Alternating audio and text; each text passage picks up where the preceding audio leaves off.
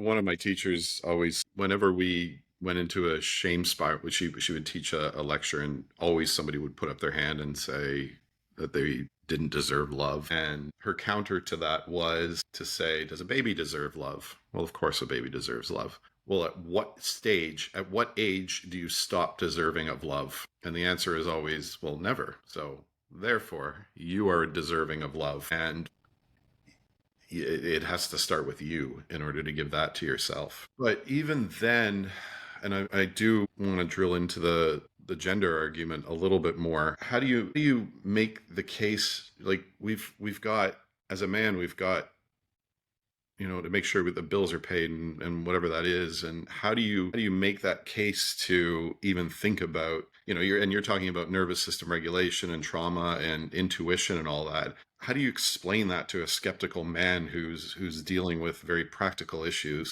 Yeah, yeah, good. Well, explaining to the man, the part of the man that uses language is going to be his ego. That was what he developed in a war zone. So what he is already looking at you is as a potential enemy from which he can extract resources. So he's not even listening to what you say. He's just listening to what you can do for him. Can he buddy up to you so that you can be a friend, so that he then can use whatever resources that will give him by having you as a friend? So that's the guy that's traumatized, complex PTSD, that needs to have an understanding of something.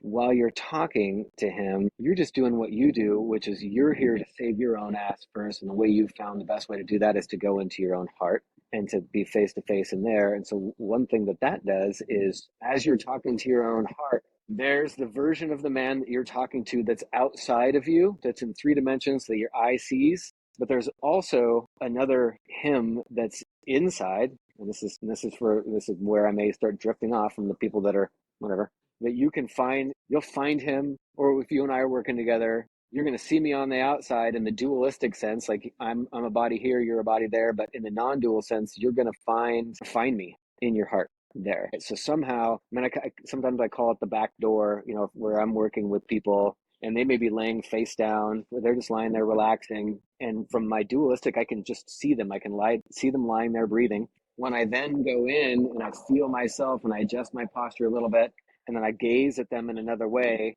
their breathing might actually start to shift. And that's the part of their internal baby child